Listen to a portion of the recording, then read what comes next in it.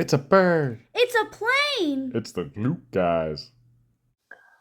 Hello, everybody. Welcome to the Glute Guys Network. We're available on Spotify and on YouTube. I'm Dr. Aaron. And I'm Dr. Tom, and today we're back to bring you some health news and give you our insights as physical therapists. Today, we're looking into Chet Holmgren's recent injury. Yeah, now Chet Holmgren, he's a basketball player for the Thunder. I'm not so much the basketball guy, so Aaron, I think you're going to have to give a little bit more in-depth detail on what happened. Yeah, so he's a pretty good player, of course. Basically what happened, I believe he jumped up for a block shot. He fell onto his butt, and he fractured his pelvis. So specifically, he fractured his iliac wing. So if you look at the pelvis, you have three different bones. The iliac wing is the part that goes like this. We're going to put a picture up over there. The good thing about that is you don't really have force production through it. Like you don't have like weight bearing through that specific spot. No, it more so just has like muscles that help with like the weight bearing, but itself. Yeah, so it could definitely affect the muscles. Like that's going to lead to a whole lot of pain.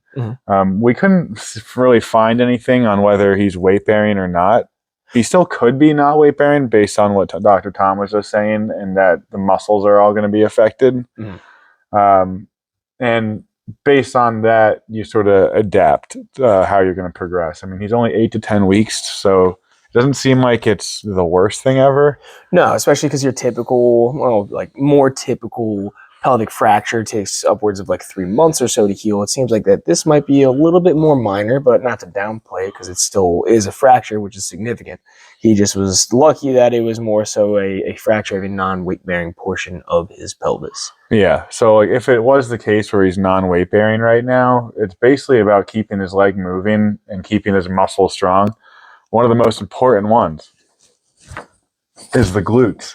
I know a couple of guys about those. Oh yeah. They call us the glute guys for a reason, and it's because the glutes are important, and we think so. We're important too, yeah. Yeah.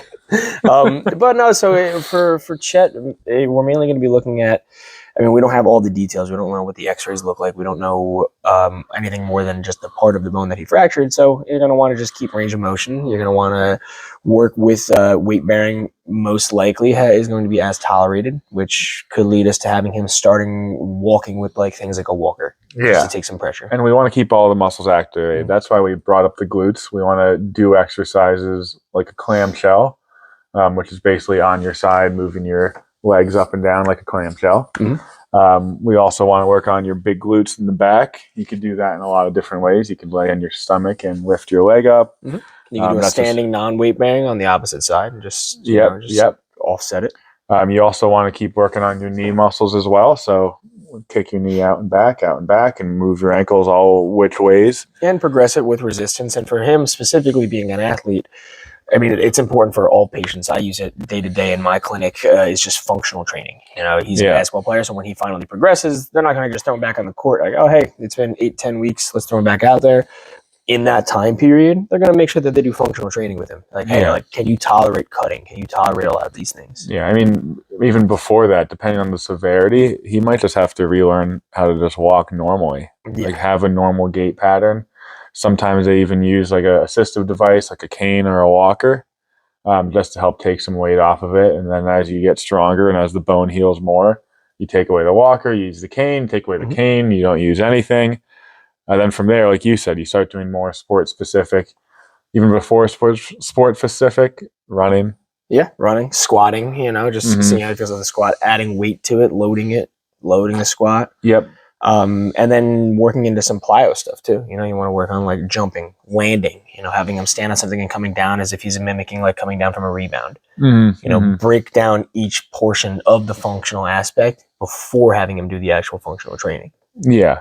So you break it into little parts, you work on the little parts, and you bring them all together. It's basically just called part versus whole training. Yeah.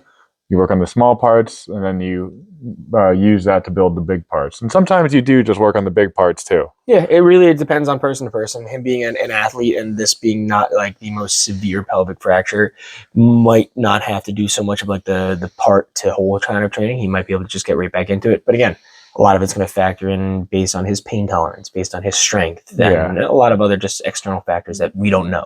based on the article or what I heard from him yesterday on Twitter was that he was still in the hospital. I think that was a day or two after he got hurt. So sometimes they actually do have a person be on bed rest, but usually that's like post-surgical. Yeah. And it's only a day or two, and you really don't want to be immobile for that long. Like the more you're immobile, the more your muscles get weak, the more there's changes in your your ligaments and your joints. And the cardiovascular too, I mean, him being like such a high level athlete, like his cardiovascular endurance is going to change rapidly. So they're going to want him to move.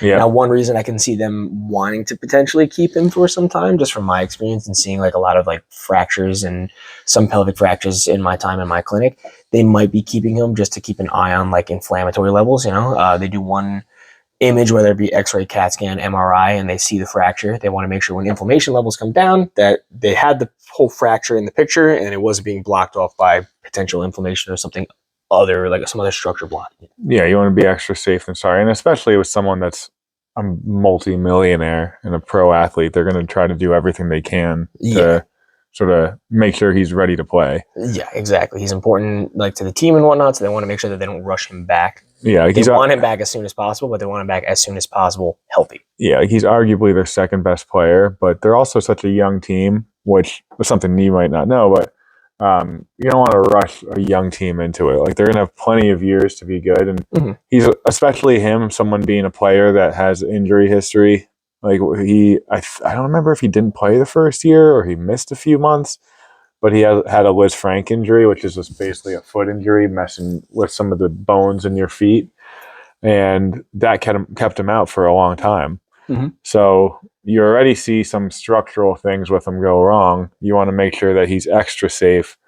Like I'd rather wait a year or two. Don't get me wrong. I'd rather take it slow, maybe not rush into the playoffs and rush him back, and then make sure he's ready to go 100%. Yeah, instead of 8 to 10, maybe give him like 12. Give him the full 3 months that we typically see most of your pelvic fractures take to fully heal. Yeah, like you want to go as fast as you can, but you also want to be smart. Exactly. I was going to bring up the nuggets, but I feel like that's a separate thing. The other things that you have to watch out for with these injuries is just the structures that surround the pelvis too. There's a lot of nerve-related structures and whatnot. You want to make sure that if they start to progress them, that they're not going to progress it to a manner that like they can cause a refracture. They can enlarge the fracture because there's a lot of just other little elements that you need to watch out for. One being like sciatic nerve. It slides right behind that bone. And we don't really know anatomically where it is on him. We have an idea, but any inflammation around that nerve is going to irritate it, cause other symptoms, radiculopathies. It can start to mess with muscle function. So they got to just be really careful about how they approach it. And a big thing is the SI joint too. That's basically the SI joint is your sacrum and attaches to your hip. So sometimes when you injure your iliac wing or your ilium, it might affect that joint. And if that's a little bit off, that can lead to a lot of different like back pain problems. Basically, the SI joint is like the almost like the gate of the back to the legs. Yes. So if there's a problem with that, you could feel it in the legs. Like you said, it could affect your sciatic nerve. You could also feel it in your back. It could be sort of all over the place. Yeah, definitely. So there's a lot of just little structures that like it doesn't seem like it's so crazy of an injury, but it just kind of goes to show you like what the medical team really needs to think about and monitor as they start to watch his progression from the injury. Yeah, a lot of little moving pieces. Yeah, and just to reiterate, like we said before, that's why it's so important to do all the different little parts. Make sure you don't miss anything. Make sure everything's as strong as you possibly can. A big thing is stability. You want to make sure all the muscles, his core, his pelvic muscles, all of that is super strong. So when he comes back, he doesn't re-injure. Exactly. Is there anything else you were thinking about with this guy? No, I think that and then mostly covers it on my end when it comes to like these kinds of like injuries for athletes. It's definitely a more unique kind of an injury. It's not an injury that you typically see like your ACLs, your muscle tears, hamstrings, and stuff like that, which we might talk about soon. Hey, we might talk about that soon. There might be another player on the board too, but it's definitely something that's a little bit more unique. Something that you don't see quite as often. Yeah. Well, for that, I mean, we wish Chet Holmgren the best. Hopefully he gets back to sports within the 8 to 10 weeks. If he doesn't, play it smart, take your time, get strong. Feel better. That's that. Thank you and have a nice day.